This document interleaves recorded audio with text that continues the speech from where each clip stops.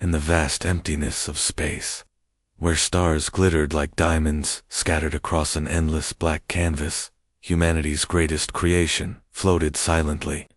The SS Invincible, a titan among warships, was unlike anything Earth had ever built before. Its sleek, metallic hull stretched for miles, bristling with weapons and sensors designed to protect humanity from any threat that might emerge in the cold void of the cosmos.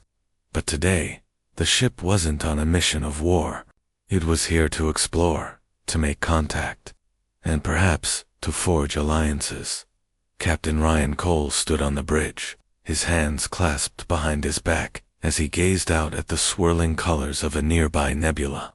The soft hum of machinery filled the air, blending with the quiet chatter of his crew. They were all professionals, trained for years to handle whatever challenges the universe could throw at them. Yet, despite their experience, there was an undeniable tension in the room. Everyone knew why they were here.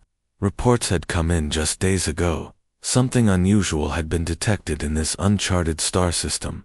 Something big. Any updates? Cole asked, his voice calm but firm. Lieutenant Laura Bennett, the communications officer, glanced up from her station. Her fingers danced over the controls as she adjusted the frequency settings one more time. "Still nothing clear, sir," she replied. "The signals are faint, almost like static, but they're definitely artificial." Cole nodded slowly. Artificial signals meant only one thing: intelligent life. This was what humanity had dreamed of for centuries. The moment when they would finally meet another species capable of thought, communication, and maybe even friendship. But dreams often came with risks, and Cole couldn't shake the feeling that this encounter might not go as planned. Behind him, Dr. Emily Hayes leaned forward in her seat, her eyes wide with excitement. As the ship's xenobiologist, she had spent years studying the possibility of extraterrestrial life. Now, she was about to witness it firsthand. "This is incredible," she murmured, half to herself. "We're making history right now." Chief Engineer Jack Monroe, however, wasn't so easily impressed. He was a practical man, more concerned with keeping the ship running smoothly than pondering philosophical questions about alien civilizations. Still, even he couldn't deny the significance of the moment. Standing near the engineering console, he crossed his arms and frowned. "Let's hope these aliens are friendly," he said gruffly. "We've got enough problems without adding interstellar warfare to the list." The comment drew a few nervous chuckles from the crew, but no one laughed too hard. Everyone understood the stakes. Humanity was still young when it came to space exploration. Compared to the vastness of the galaxy, Earth was little more than a speck of dust. If this alien species turned out to be hostile, the Invincible might not stand a chance. As the hours passed, the tension grew thicker. Finally, just as some began to wonder if the signals were nothing more than interference, the scanners picked up movement. A massive object appeared on the edge of the system, moving steadily toward them. At first, it looked like a shadow against the stars, but as it drew closer, its true form became visible. It was unlike anything anyone had ever seen. The alien vessel was enormous, far larger than the Invincible. Its surface shimmered with iridescent hues, shifting between shades of green, blue, and purple. Strange patterns seemed to ripple across its exterior, almost like waves on water. There were no visible engines or thrusters, yet it moved with a grace that defied logic. It didn't look mechanical, it looked alive. "Holy, petty officer," Daniel Brooks muttered under his breath, his hands frozen above his console. He wasn't the only one staring in awe. Every member of the crew was transfixed by the sight. Captain Cole straightened, his expression unreadable. "Lock down all systems," he ordered. "Raise shields and prepare defensive protocols. We don't know what we're dealing with yet." "Yes, sir," came the chorus of responses from around the bridge. The alien ship slowed as it approached, stopping just outside the range of the Invincible's weapons. For a moment, everything was still. Then, without warning, A bright light flared on the main view screen.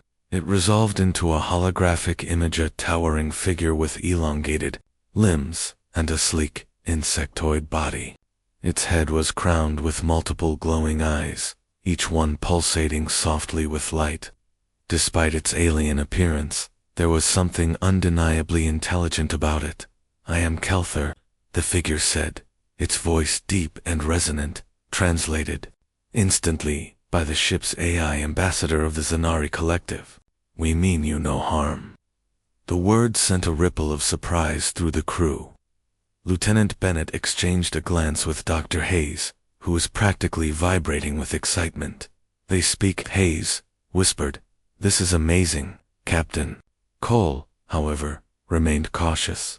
"State your intentions," he demanded, his tone leaving no room for argument. Kelthur inclined its head slightly, a gesture that seemed almost human. "We seek peaceful relations with your kind.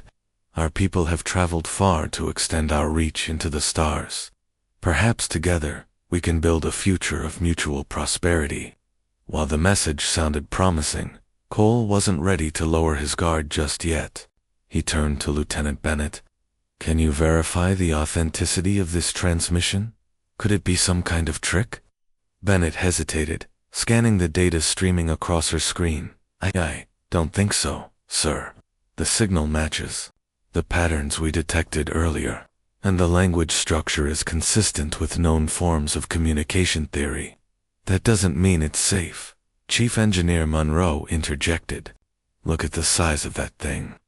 One wrong move, and we're toast." Cole nodded.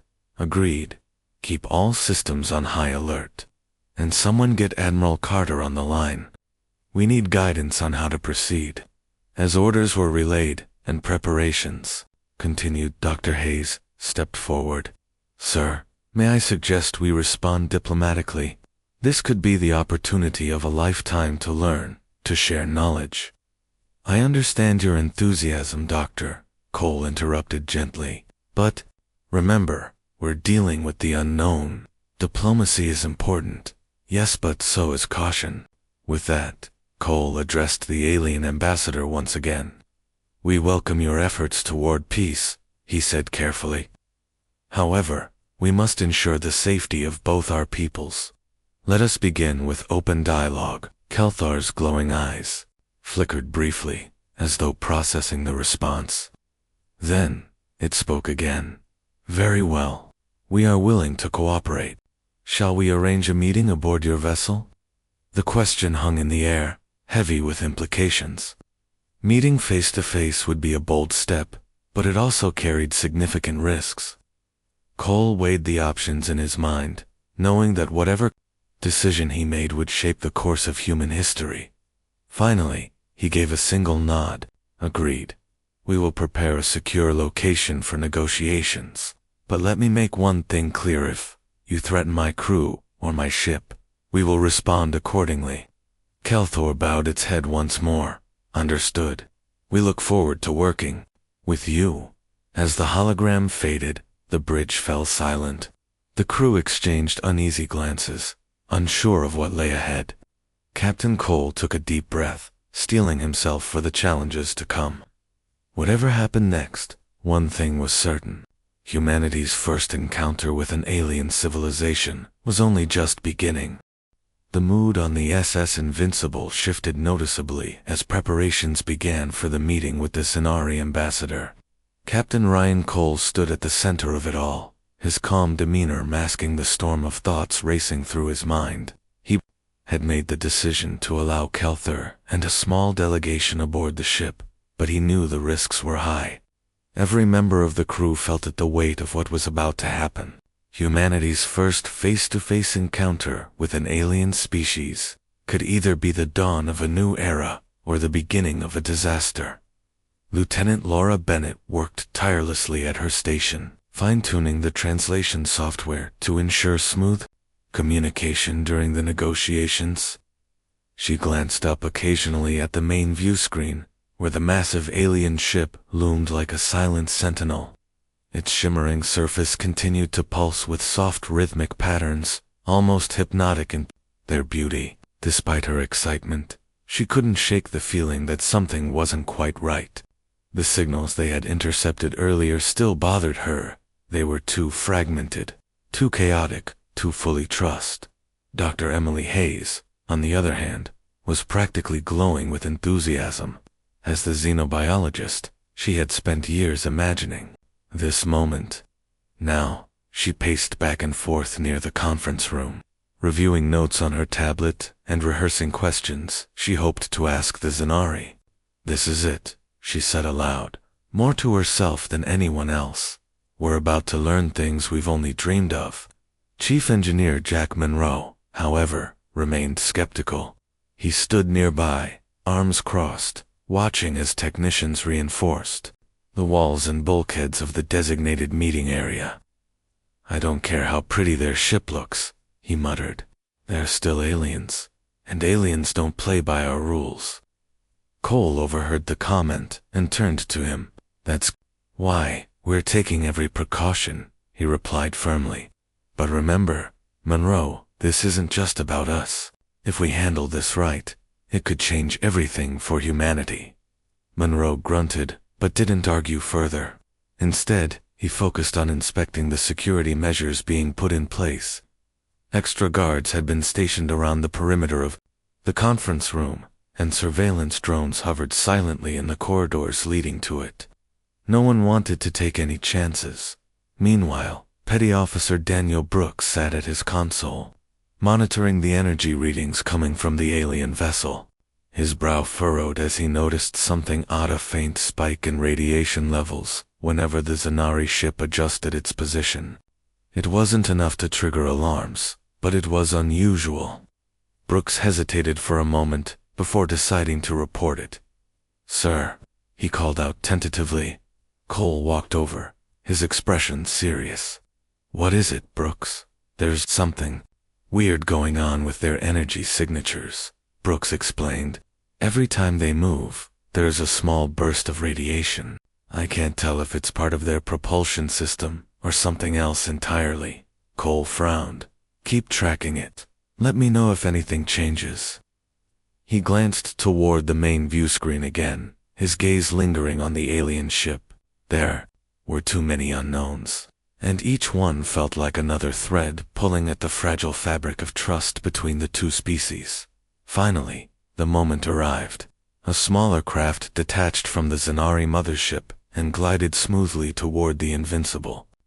It docked without incident, and moments later, the boarding ramp extended.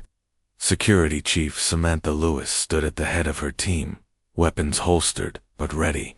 Her sharp eyes scanned the entrance as the first of the Zenari delegation stepped aboard. Kelther led the group, its towering form casting long shadows in the dimly lit corridor. Behind it followed three others, two shorter figures with sleek, segmented bodies, and a third that seemed almost humanoid in shape. Their movements were fluid, deliberate, as though every step had been carefully calculated. Despite their alien appearance, there was an undeniable elegance to them. "Welcome aboard the SS Invincible," Cole said, stepping forward to greet them. His voice was steady, though his hand hovered discreetly near the sidearm at his hip. "I am Captain Ryan Cole." Kelther inclined its head in acknowledgement. "Thank you for receiving us, Captain. We are honored to stand among your people." Lewis exchanged a glance with Lieutenant Bennett, both women picking up on the subtle undertones in the ambassador's words. Honored? Or was it merely polite phrasing meant to mask ulterior motives? Neither could tell, but they filed the observation away for later analysis. The group moved into the conference room, where a long table had been set up with holographic displays showing maps of Earth, the solar system, and various points of interest within human-controlled space. Dr. Hayes wasted no time launching into a series of questions, her eagerness overshadowing any lingering caution. "How do your engines work?" she asked, leaning forward eagerly. "Are they based on quantum principles? And what about your bioluminescent hull? Does it serve a functional purpose, or is it purely aesthetic?" Kelthor paused, its glowing eyes flickering slightly. "Your curiosity is admirable, Doctor," it said after a moment. "However, such knowledge must be earned through mutual understanding. For now, let us focus on establishing common ground." Hayes flushed slightly, embarrassed by her eagerness, but she nodded and leaned back in her chair. Cole gave her a brief, reassuring smile before turning his attention back to the ambassador. "Let's start with trade," he suggested. "What resources does your collective value, and what do you have to offer in return?" For the next hour, the discussion revolved around potential exchanges: technology, raw materials, even cultural artifacts. The Zenari appeared genuinely interested in Earth's advancements in medicine and artificial intelligence, while offering tantalizing hints of their own capabilities in energy production and faster-than-light travel. But despite the seemingly productive conversation, tension lingered beneath the surface. Lieutenant Bennett, who had been quietly observing the proceedings, suddenly spoke up. "Ambassador, may I ask a question?" Kelthar turned its luminous gaze toward her. "Of course. The signals we detected earlier, what were they?" They didn't match any known communication protocols. A flicker of something unreadable passed across Kelthor's face, or, at least, what passed for a face. "Ah, yes," it said smoothly. "Those were automated transmissions from our scout vessels. Routine maintenance checks, nothing more." Bennett frowned slightly. The explanation sounded plausible enough, but something about it didn't sit right with her. Before she could press further, Cole intervened. "Thank you for clarifying," he said diplomatically. "Now, let's move on to—" He was interrupted by a sudden alert from Brooks' station outside the room. "Captain," the petty officer called urgently, "there's a spike in radiation levels. It's coming from their ship." Cole immediately rose to his feet, his hand instinctively moving to his weapon. "Explain." Brooks hurried into the room, his face pale. "It's not just a small burst this time. Their entire ship is emitting some kind of energy field. I don't know what it means, but it's growing stronger." Kelthar's posture stiffened ever so slightly, and for the first time, its calm facade cracked. "This is unexpected," it admitted, though its tone betrayed little emotion. "Perhaps a malfunction in our systems. Allow us to investigate." Cole studied the ambassador closely, searching for any sign of deception. "Very well," he said finally, "but until this matter is resolved, our negotiations will be postponed." The Zenari delegation exchanged quick, silent glances before nodding in agreement. Without another word, they departed the conference room and made their way back to their shuttle. As the craft disconnected from the Invincible and returned to the mothership, the energy field abruptly dissipated. "What was that all about?" Lewis demanded, once the aliens were gone. "Did they try to pull something?" "I don't know," Cole admitted grimly. "But whatever it was, it wasn't good." Back on the bridge, the crew worked frantically to analyze the data collected during the spike. Chief Engineer Monroe scowled at his console. "This doesn't make sense," he muttered. "Their energy signature changed completely. It's like they flipped a switch." Dr. Hayes approached cautiously, her earlier excitement replaced by concern. "Do you think they're hiding something?" Monroe shot her a look. "You really need to ask that." As the hours passed, the mystery deepened. Whatever the Zenari had done, it left the crew of the Invincible uneasy. Trust, already fragile, began to erode further. And somewhere in the depths of space, hidden forces stirred, waiting for the perfect moment to strike.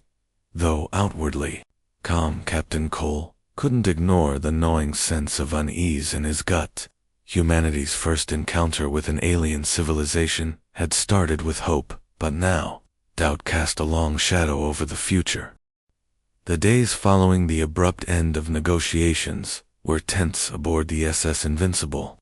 Captain Ryan Cole spent most of his time pacing the bridge, his mind racing with questions. What had caused the sudden energy spike from the Zenari ship? Was it truly a malfunction, as Kelthar claimed, or was it something more sinister? The crew worked tirelessly to analyze the data, but answers remained elusive. Each new discovery only seemed to raise more concerns. Lieutenant Laura Bennett sat at her station, staring intently at the screens in front of her. She replayed the intercepted signals over and over again, searching for patterns or hidden messages. Her frustration grew with each passing hour. "There's something off about this," she muttered under her breath. "It's like they're speaking in code, but not one we can crack." Dr. Emily Hayes hovered nearby, her earlier excitement replaced by a growing sense of unease. "Do you think they're trying to hide something?" she asked quietly. Bennett didn't answer right away. Instead, she adjusted the frequency settings once more, hoping to pick up anything that might have been missed. Finally, she sighed and turned to Hayes. "I don't know. But if they are hiding something, we need to figure it out before it's too late." Meanwhile, Chief Engineer Jack Monroe was dealing with problems of his own. Strange malfunctions had begun cropping up across the ship minor at first, but increasingly concerning. Power fluctuations caused lights to flicker in certain sections, and several key systems reported intermittent glitches. At first, Monroe dismissed them as routine issues, but when he dug deeper, he found something alarming: traces of foreign nanotechnology embedded in the ship's infrastructure. "What the hell is this?" Monroe growled, leaning closer to the diagnostic display. The tiny machines were unlike anything he'd ever seen before. They moved with precision, infiltrating circuits and rewiring them subtly.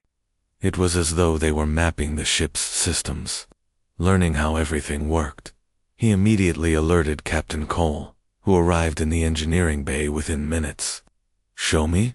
Cole demanded, his voice tight with urgency. Monroe pointed to the screen. "These things, they're everywhere.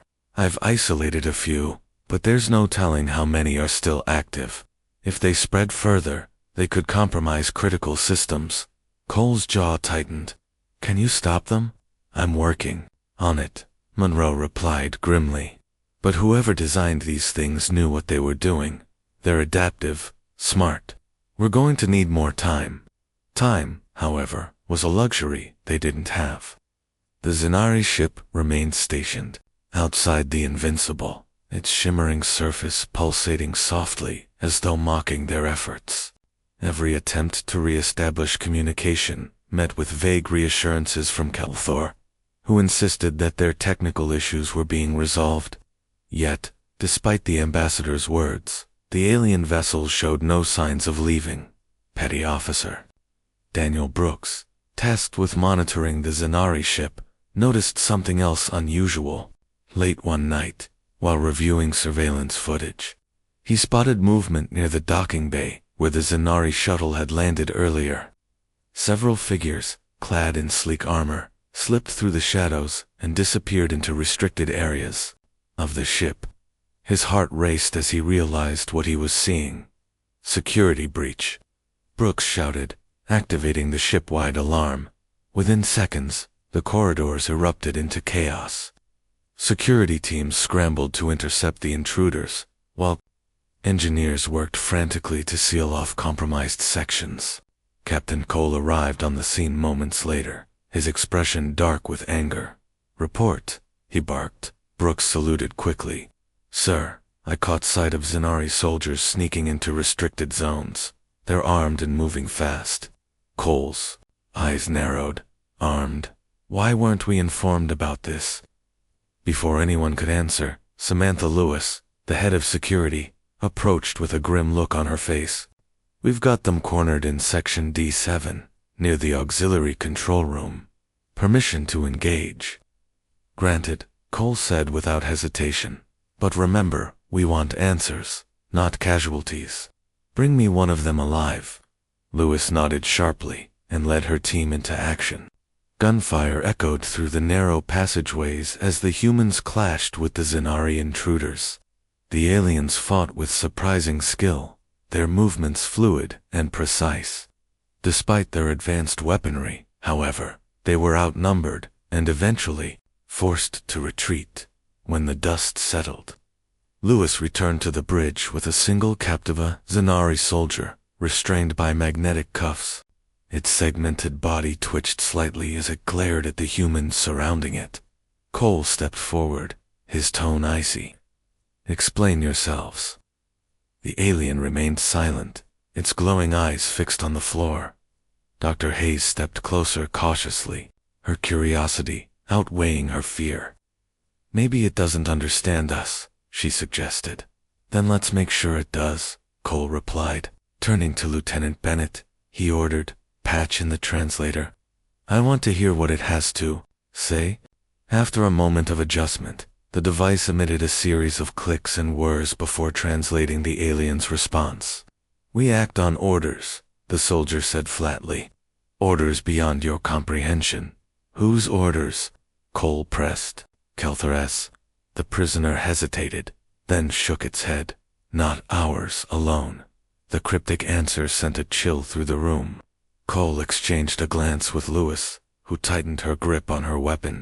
"What do you mean?" he demanded. "Who else is giving you orders?" Before the alien could respond, its body went rigid. A faint hum filled the air, and sparks erupted from the cuffs binding its wrists. In an instant, the creature collapsed, lifeless. Brooks stared in shock. What just happened? Monroe, who had joined the group, examined the body closely. "Self-destruct mechanism," he concluded grimly. "Built into their suits. Looks like they didn't want to take any chances."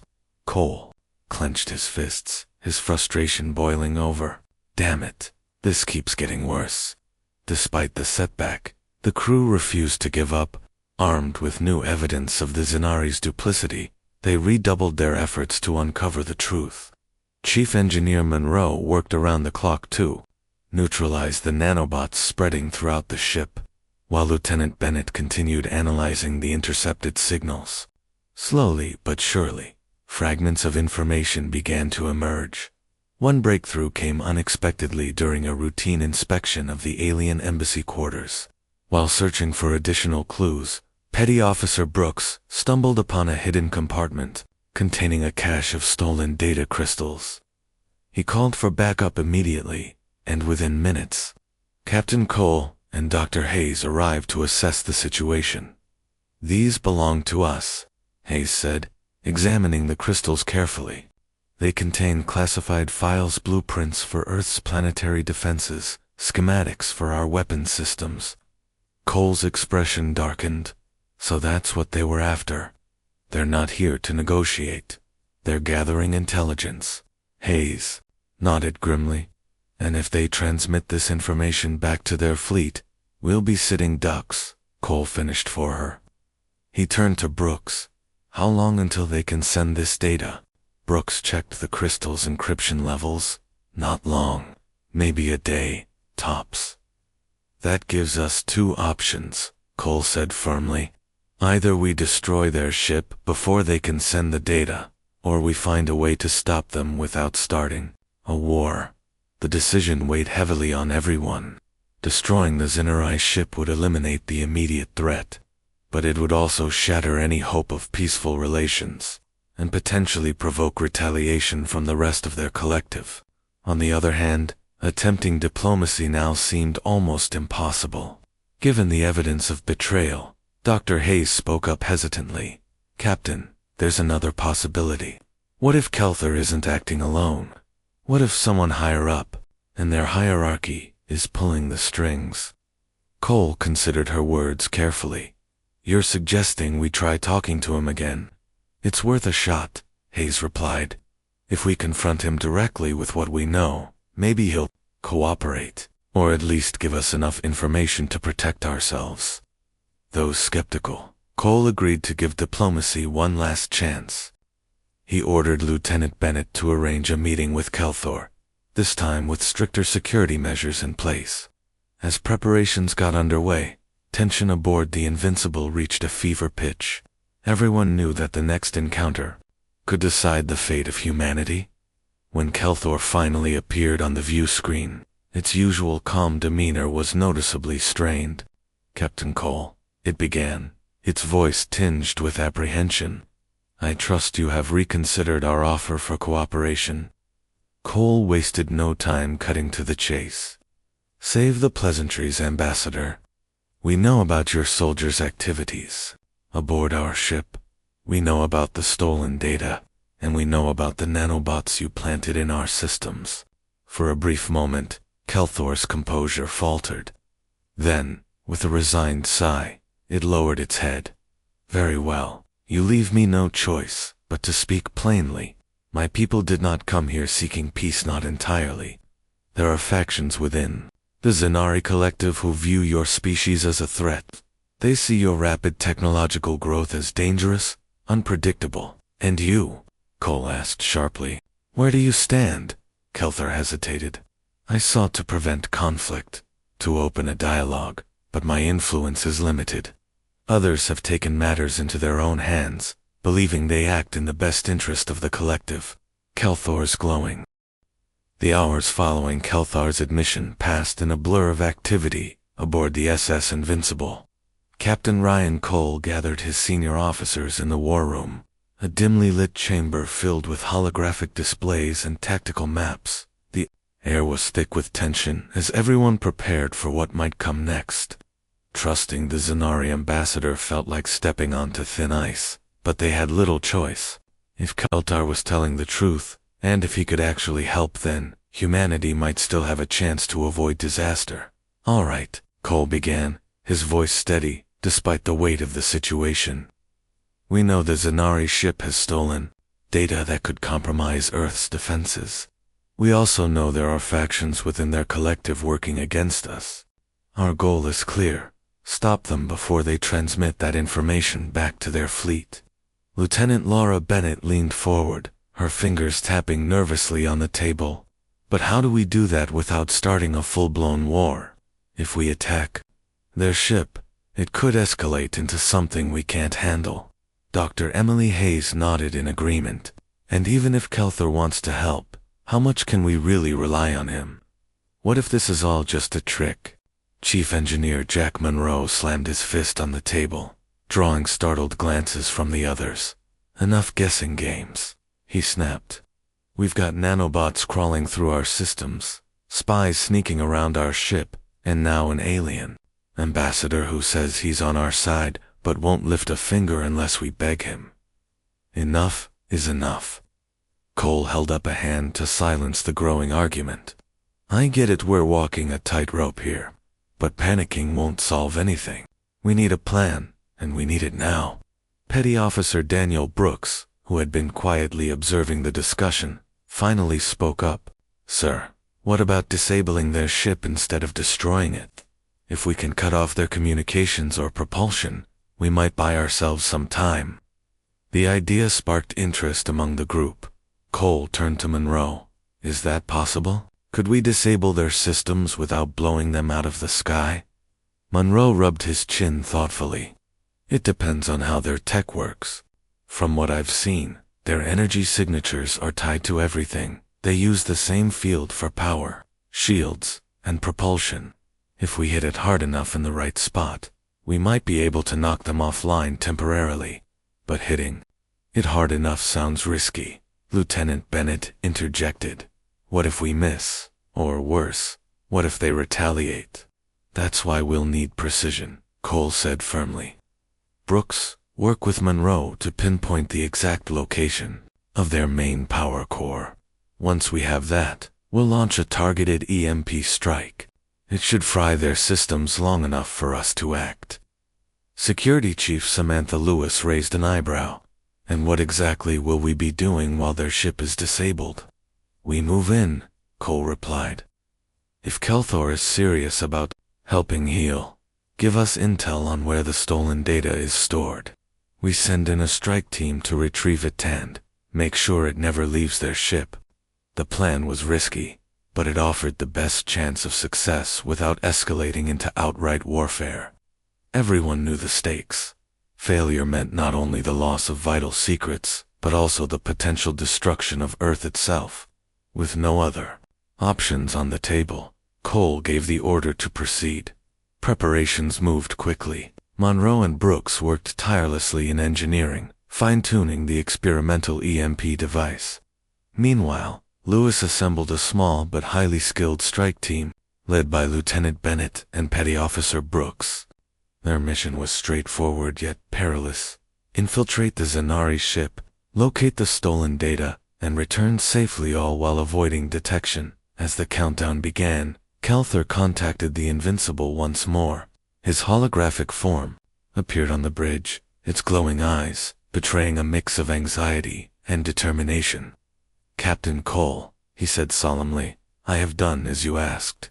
I have provided coordinates for the storage bay where your data is kept. However, I must warn youth guards stationed. They are loyal to the rogue faction. They will not hesitate to kill." Cole met the ambassador's gaze unflinchingly. "Understood. And your role in this?" "I will ensure my crew does not interfere," Calthar replied. "Beyond that, I cannot promise more." It wasn't the reassurance Cole had hoped for, but it would have to suffice. As the transmission ended, he addressed the strike team one last time. "This is it," he told them. "Stay sharp, stay focused, and remember, no matter what happens, we're counting on you." Under cover of darkness, the operation began. The strike team boarded a small shuttle and slipped silently toward the Zanari ship. Its shimmering hull loomed ominously ahead, pulsating with eerie light. As they docked, Brooks double-checked the EMP device strapped to his back. "Ready?" he whispered.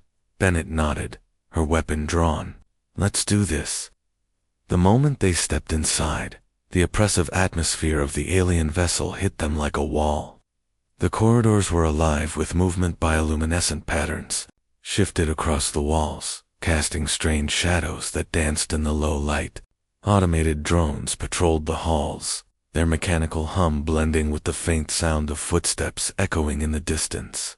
"Stick to the plan," Bennett reminded the team softly.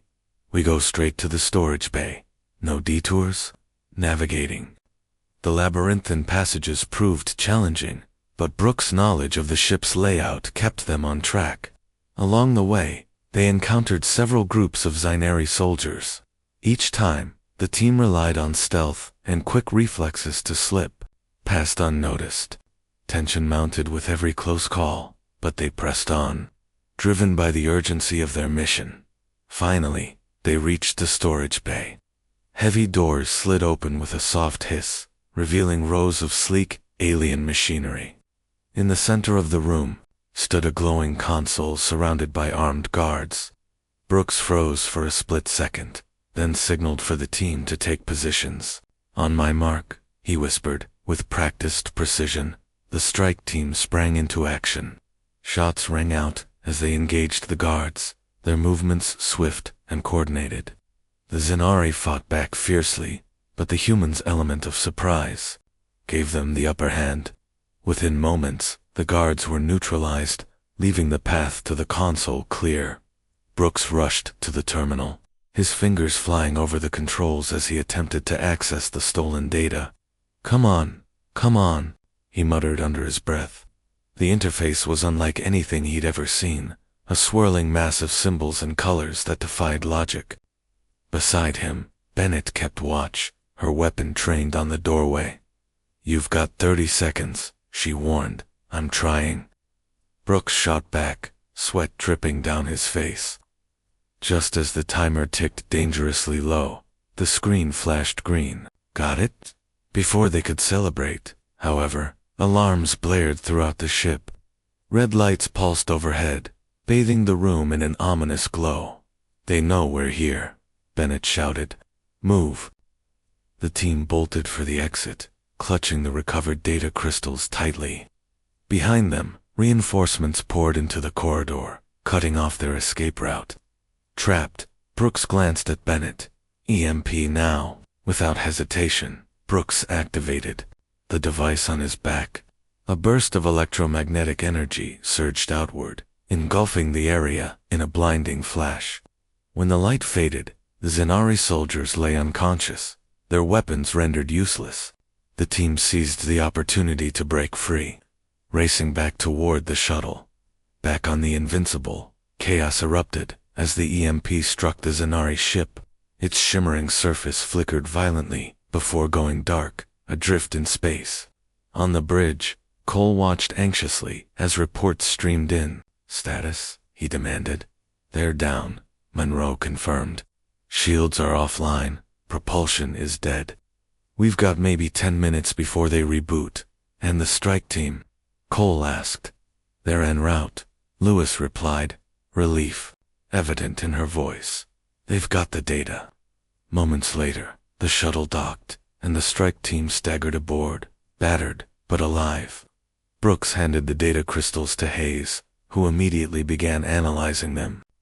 "These should keep Earth safe for now," she said, exhaustion mingling with triumph. Cole allowed himself a brief smile. "Good work, everyone. Let's get out of here before they recover." As the Invincible prepared to jump to hyperspace, Cole glanced one last time at the disabled Zanari ship. Whatever happened next, humanity had proven it could stand toe-to-toe with the unknown. But deep down, he knew this was only the beginning. The SS Invincible hummed with cautious triumph as it moved away from the disabled Zanari ship, its engines glowing faintly against the backdrop of endless stars. Captain Ryan Cole stood on the bridge, his hands clasped tightly behind his back, though the immediate threat had been neutralized. The weight of what they had just done, and what it meant for humanity, was far from over. The stolen data was safe in their possession, but the fragile thread of diplomacy had been severed. Trust, if it had ever truly existed, was now a distant memory. Lieutenant Laura Bennett sat at her station, replaying the events of the past few hours in her mind. Her hands trembled slightly as she adjusted the controls, though she tried to hide it. The firefight aboard the alien ship had been intense, and the sight of unconscious Zanari soldiers lying sprawled across the floor lingered in her thoughts. She glanced up at Chief Engineer Jack Monroe, who was busy running diagnostics on the EMP device they had used. His expression was grim, his usual gruff demeanor replaced by something deeper, mix of pride and unease. "They'll remember this," Monroe muttered, almost to himself. "You don't hit someone like that without consequences." Bennett nodded slowly. "Do you think we did the right thing?" Monroe didn't answer immediately. Instead, he leaned back in his chair and sighed heavily. "Right or wrong doesn't matter out here. What matters is survival. If we hadn't acted, Earth would have been wide open to attack. But yeah, there's going to be fallout." As the two exchanged uneasy glances, Dr. Emily Hayes approached them, holding the recovered data crystals carefully.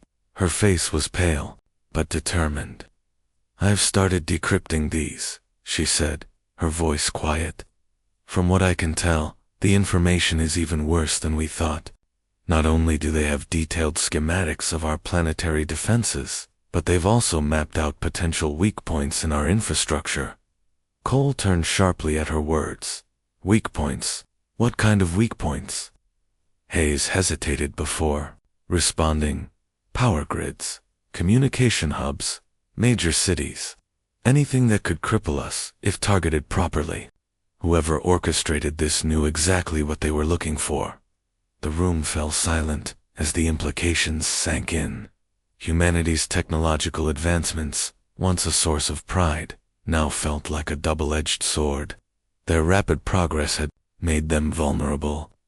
And the Zanari, or whoever controlled them, had exploited that vulnerability with surgical precision. Petty Officer Daniel Brooks joined the group, still wearing the remnants of soot and sweat from the mission. He looked exhausted but alert. "So, what's next?" he asked, breaking the silence. "We've got the data back, but the Zanari aren't going to let this go unanswered. They'll come after us. That's why we need to prepare," Cole said firmly. "Admiral Carter has already been informed about the situation. Reinforcements are being mobilized back at Earth, but until then, we're on our own." Brooks frowned. "Reinforcements won't do much good if those guys call in. Reinforcements of their own. We saw how big their ship is. What if there are more like it out there?" Cole's jaw tightened. It was a question he'd been avoiding, but one he couldn't ignore forever. "Then we'll deal with it when it happens. For now, our priority is getting home safely and making sure that data stays secure. Meanwhile, aboard the disabled Zanari vessel, chaos reigned. Kelthar paced anxiously in the command center, his glowing eyes flickering with frustration. Around him, technicians worked frantically to restore power, their segmented bodies moving with mechanical efficiency. The ambassador's earlier calm had shattered, replaced by a simmering anger directed not at the humans, but at his own people. This was reckless. Kelthar snapped at one of his subordinates. Did you truly believe sabotaging their ship and stealing their secrets would go unnoticed? Now look where it has left us. The subordinate bowed low, its voice trembling. Forgive me, Ambassador. The orders came from above. We were merely following protocol. Kelthar stopped pacing and turned to face the technician. Orders? Whose orders? Do you even know who gave them? Or why? Or are you simply pawns in a game you do not understand? Before the subordinate could respond, another figure entered the room, a taller, more imposing Zanari with armor etched in intricate patterns. This was Veilrock, the leader of the rogue faction, responsible for the infiltration. Unlike Kelthar, whose motives seemed torn between duty and morality, Veilrock exuded cold pragmatism. His presence filled the chamber with an oppressive energy. You speak as though failure is unacceptable, Veilrock said smoothly, his voice dripping with disdain. Yet here we stand, alive despite your incompetence. The humans may have retrieved their data, but they cannot erase what we have learned. Our mission was a success. A success. Kelthar spat, his composure cracking further. We lost valuable resources, exposed ourselves unnecessarily, and risked open conflict with a species we barely understand. Tell me that part of that qualifies as success. Veilrock's glowing eyes narrowed dangerously. Success lies in achieving our objectives, no matter the cost. The humans are unpredictable, dangerous. If we do not act decisively, they will become a threat to the collective. And acting recklessly makes us no better than them. Kelthar shot back. If we continue down this path, we will provoke a war we cannot win. Is that truly what you want? For a moment, neither spoke. The tension between them was palpable, a clash of ideologies that threatened to tear the Zanari apart. Finally, Veilrock broke the silence. Perhaps you are right, he said, his tone deceptively calm. But perhaps you underestimate both our capabilities and theirs. Either way, the decision is no longer yours to make. With that, Veilrock turned and strode out of the room, leaving Kelthar fuming in his wake. The ambassador clenched his fists, his mind racing. He had always believed in diplomacy and finding common ground between species. But now, faced with the reality of his own people's ruthlessness, he wondered if such ideals were naive or worse, futile. Back on the Invincible, preparations continued as the crew braced for whatever might come next. Security Chief Samantha Lewis patrolled the corridors, ensuring every guard was armed and ready. Despite the recent victory, she couldn't shake the feeling that they were walking into a trap. The Zinare ship, though disabled, remained a looming presence outside their viewport. Its darkened hull, ominous and foreboding. Something feels off, Lewis admitted to Lieutenant Bennett during a brief lull. Why haven't they tried to retaliate yet? They had plenty of time to recover while we were focused on the data. Bennett nodded thoughtfully. Maybe they're waiting for backup. Or maybe they're planning something bigger. Lewis frowned. Either way, we can't let our guard down. Whatever happens next, we need to be ready. As night fell aboard the ship War, what passed for night in the endless cycle of space, the crew settled into an uneasy routine. Captain Cole retired to his quarters, but sleep eluded him. Instead, he stared out the window at the stars, his mind consumed by questions. Had they truly averted disaster, or merely delayed it? And what role did Kelthar play in all of this? Was he truly an ally, or just another player in a larger game? His thoughts were interrupted by a soft knock on the door. Opening it, He found Dr. Hayes standing there, clutching a datapad. "Captain," she said hesitantly, "there's something you need to see." Curious, Cole gestured for her to enter. Hayes placed the datapad on the table and activated it.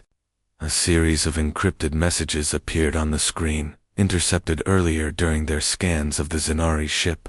"I managed to decode some fragments," she explained. "They're references to something called the Harvester Fleet." "The Harvester Fleet," Cole repeated, his brow furrowing.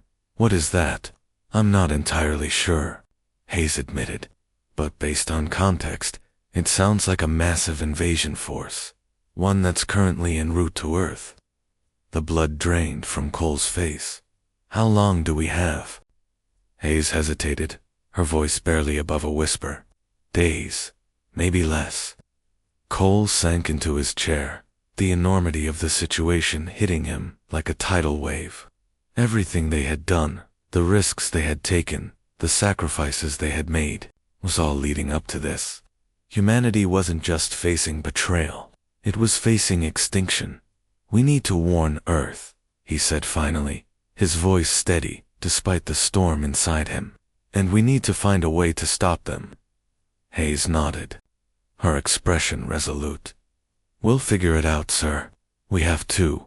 As the first rays of simulated sunlight filtered through the ship's windows, the crew of the Invincible prepared for what lay ahead. They were battered, bruised, and outnumbered, but they weren't defeated. Not yet. Whatever horrors awaited them in the depths of space, they would face them together. Because in the end, that was all they could do.